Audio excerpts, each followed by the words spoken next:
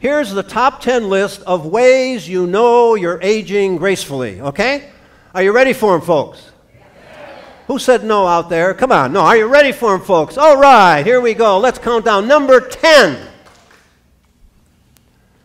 You forget where you parked your car and you were at home. They get better, hopefully. Okay, number 9. You get tired just waking up. Thank you. All right, number 8. This is one of my favorites. Number 8 is you brush your teeth with preparation H. Wow. Ooh, that's painful. Some of you are reading more quickly than I'm speaking here, huh? Number 7, if you pulled your pants up any higher, you would have to keep the zipper open in order to see. I like that one a lot. That's from my son, by the way, and he's watched his father for many years. Number 6, you sit in front of the microwave waiting for a clear picture. Good. Number 5, I'm hurrying here, folks. Number 5. Number 5, right? That's what I said. Yeah, you believe that GPS means going places slowly. That's definitely in the left lane of Florida highways. That's right. Keep your blinker on, though. That's right. Number 4. What number are we on, folks? 4. All right. Number 4, the first word you taught your first grandchild was, huh? Oh. And number 3, this is Kurt Bickle's favorite. Your favorite drink is prune juice on the rocks.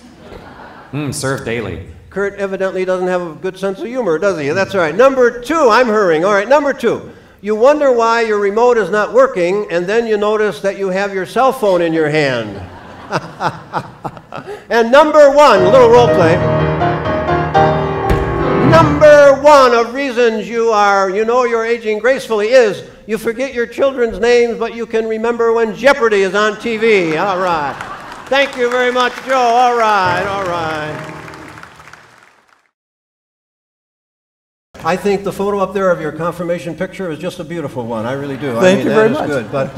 But John, you're president of Inventure. I mean, you've done a lot of stuff through the church and community, and I just want to ask you a couple questions, okay? Terrific. Otherwise, why are we here, I suppose, if we wouldn't ask questions? And later on, by the way, you'll be doing one of the symposiums, is that right, too? And yes. Workshops, and one of his books are here, too. But just real quickly, what got you into doing what you're doing? I mean, just a real quick view of that. I wish I could say it was a career path that I was choosing early on, but actually one thing led to another, and I found my way into being a partner in a small consulting firm called the Inventure Group.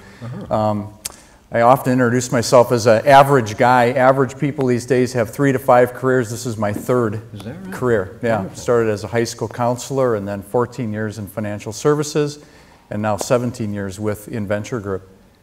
Wow, that is wonderful. Yeah. And in all those years, too, you've been writing some books. I have a couple of them here. First of all, and they're available out here, 8 Questions God Can't Answer, which is kind of interesting. And I'd be interested why 8 questions? Why not 7? Or how about 10? And what about 8? So say a little bit about that.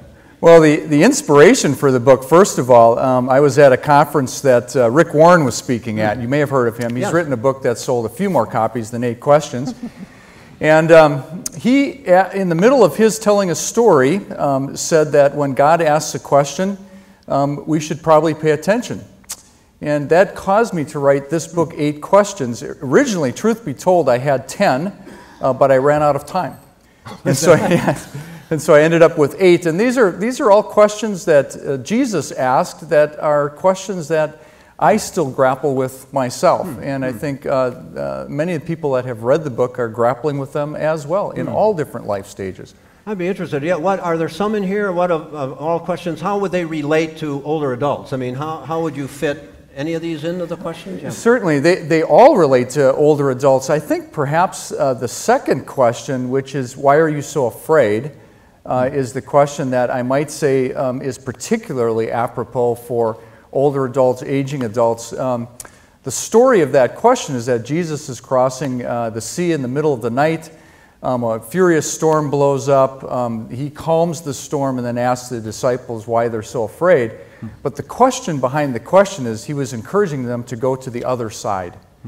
And it wasn't just the other side of the lake, it was the other side where the Gentiles lived, the poorest of the poor Gentiles.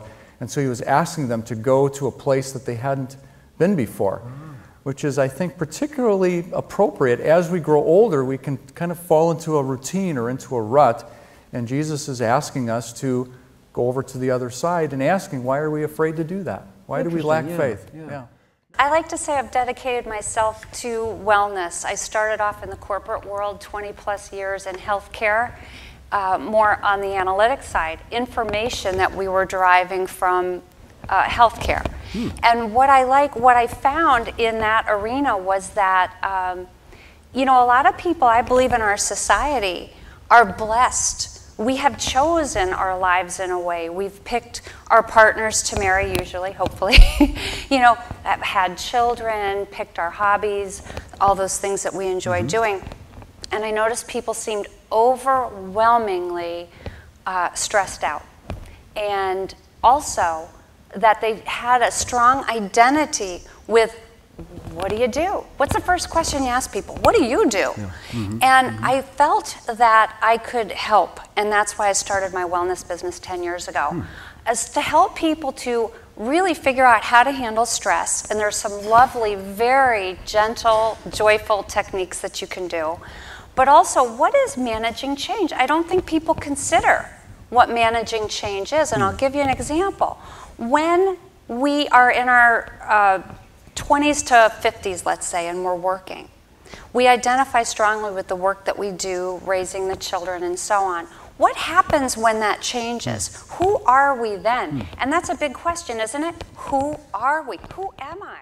Well, first of all, I wanted to say how unique it is to be here today in an integrated fashion. I think part of the problems that we have today with medicine is that we are very narrow-minded. We don't treat the whole patient. So to see the other and to hear the other speakers before me, we're all talking about the same thing. We're talking about wellness. We're talking about spiritual body health. So your second question, I'm studying right now. I'm a late bloomer, so I feel real comfortable being here, and I'll be turning 50 in 2 weeks, so I'm almost ready to take part. And for the last year and a half, I've been doing a research fellowship at LSU. In New Orleans, and I've been mainly involved with research pertaining to metabolic disease, which would include diabetes, high blood pressure, and high cholesterol. And these are critical because it's public enemy #1 in our country today with heart disease. Yes, sir. The word in Spanish for wait is esperar, means to wait. It's also the same word for to hope. Very good. And so when we think of esperar or esperanza in Spanish, it means hope. I think when we're waiting, we can actually just sit and be and calm ourselves, do this move, right, Jenny? That's good. And maybe just use that time as best we can, That's because good. it's inevitable. We're going to wait in the waiting room. So that is one thing I thought about. Kind of like an advent. I mean, you could almost say it's a kind of an advent. In fact, that word esperar comes up in every one of my Advent sermons. Is that right? Yeah, to wait and to hope. To wait. Thank you for that. Yeah. And here's the other thing I thought of with Yeah. all three of my friends and colleagues there, that I was thinking of that, the Shema. You've heard of that in the Old Testament.